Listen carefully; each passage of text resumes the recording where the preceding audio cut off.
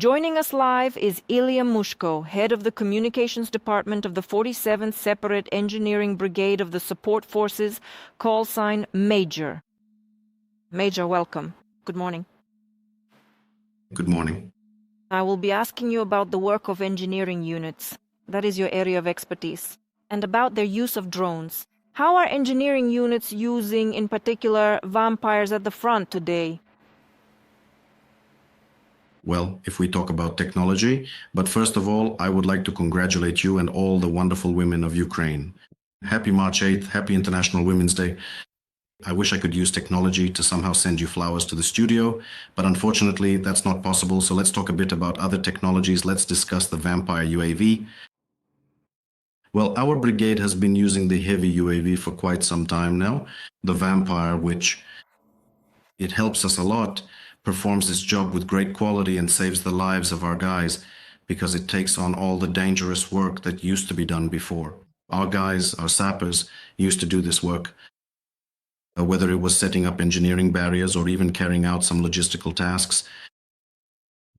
What do these drones allow us to do? These drones allow us to set up engineering barriers because previously a sapper physically had to go out to the line of contact, sometimes to quite dangerous sections of work under enemy artillery fire.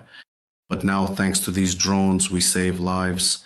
Our guys feel much safer, but our work does not stop. And in general, how does this remote installation of barriers take place?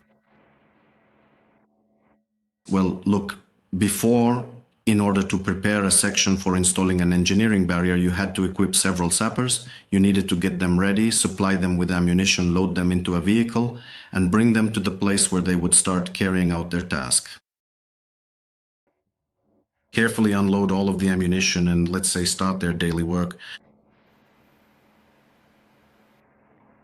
Now, it is quite a bit faster and much easier because you simply need to equip the specialized drone with these engineering munitions. Carefully fly it to the exact location where the work will be done, complete the assigned task, and then safely return back. And do these drones, the vampires, really help not only with combat missions, but also in supplying our soldiers?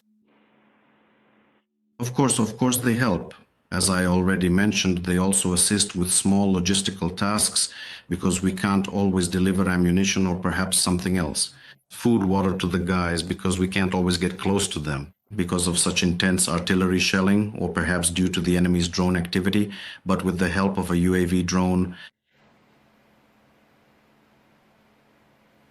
you can already fly up,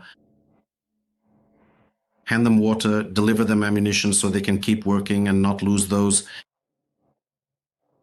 moments so they don't lose their strength and maybe get a little rest and then continue their work. Delivering ammunition. Isolated attempts by the enemy to enter our territory.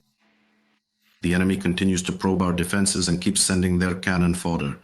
Essentially, this is to expose our positions and, in fact, to try to build up forces in order to expand the combat zone further away from the territory of the UPE. Mr. Andriy, what trend are you observing right now? Do you notice an increase in the number and intensity of shelling in the northern border area? Yes, the shelling has actually increased over the past few days. The majority of the shelling, as before, is carried out mainly using unmanned aerial vehicles. We shoot down drones, including FPV drones and FPV drones on fiber optics, but they are not going away. Artillery shelling continues, as do airstrikes when the enemy targets hubs or launches unguided aerial rockets, practically having no way to achieve any significant success regarding capturing our positions, destroying our positions with infantry groups. The enemy is trying to, so to speak, use more heavily armed units to destroy them. Those positions held by Ukrainian soldiers with the hope that it will make it easier for infantry groups to advance further. Shelling is taking place both within the Sumy region and in the Kharkiv region. There are quite a lot of them, and this happens daily. Mr. Andriy, you have already mentioned that the enemy is trying to probe our defenses. Has the number of Russian sabotage and reconnaissance groups being used changed? Is their tactic changing? If we talk specifically about sabotage and reconnaissance groups, their activity has significantly decreased for quite a long time now. In fact, now the enemy is using infantry groups both within the Sumy region and in the Kharkiv region. For example, yesterday, within the defensive line of the State Border Guard Service units in the Povchanska community, in the direction of the settlement of Pishchani, there was also an attempt by the enemy, a repeated attempt in this direction to attack our positions and advance further. But the enemy suffered losses and these infantry groups eventually retreated back. Well, again, the direction of the settlements of Diktyarne, Nesterne, Krule, Pishchane, and Ribalkine, these are also areas where the enemy has made a large number of attempts. They are trying to expand the combat zone, having already entered our territory. Let me remind you that in January, for example, the enemy actively attacked the positions of Ukrainian border guards for about 3 weeks in the direction of the settlement of Diktyarne, suffering heavy losses. However, as we can see, even though their activity has decreased for now, the enemy is not abandoning its actions. So now let's post it as well. The activity of enemy sabotage and reconnaissance groups is clearly visible on the screen. Mr. Andriy, I want to return once again to those small settlements on the border like Sopich, which we talked about a little earlier. The Russians detained 19 people and took them to their territory. In general, what measures is the State Border Guard Service taking to strengthen security in the border areas?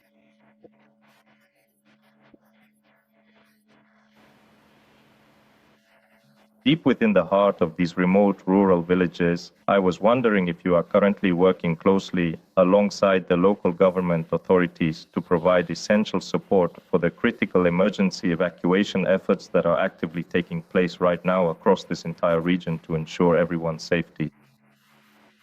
Where are positions being held and enemy attempts to enter our territory being repelled? Regional government officials and military command bodies are also collaborating extensively across all affected sectors to facilitate the safe and orderly evacuation of the local population. However, as we can see, many residents unfortunately refuse to evacuate and remain in the settlements. The danger is quite significant for those who are close to the borderline, who are located at a short distance from the border. However, many people are also leaving such settlements, and this is being facilitated. This direction remains relevant for Ukraine as a whole, according to the threat assessment, and it will remain so until Belarus stops supporting the terrorist country. Our task now is to continue strengthening both the borderline and our border areas, so that every Ukrainian soldier from all branches of our country's defense forces stationed in this direction also has every opportunity to counter any threat that may come from the territory of Belarus. Of course, another round of joint exercises cannot be ruled out, which also took place last year. But in fact, right now, there is a constant escalation on the territory of Belarus regarding the inspection of combat readiness, the checking of mobilization resources. It seems that every country except for Russia that borders Belarus is considered a threat by the Belarusians. And so, based on this, they are acting accordingly to build up their... It could be a militant. I'll ask about the western border as well. According to the website of the State Border Guard Service of Ukraine, Ukrainian and Slovak border guards held a joint border patrol training. What exactly did they practice? Essentially, they are working on coordination. They are discussing the plan for how the joint patrols will be conducted. Joint patrols in general are a normal practice that, before Russia's full-scale invasion, were carried out more extensively on various sections of Ukraine's border with our partners on the other side. Since the beginning of the full-scale war, joint patrols were completely suspended for some time, but now they are being resumed. This allows for a quicker response to attempts to violate the border, which have occurred before and unfortunately are still happening now, because in fact, the number of violators now trying to illegally cross the Ukrainian border, mostly to leave our country, has increased significantly. It's higher than it was before. Mr. Andriy, thank you for joining the broadcast and telling us about the current situation at our borders. Andriy Demchenko, spokesperson for the State Border Guard Service of Ukraine.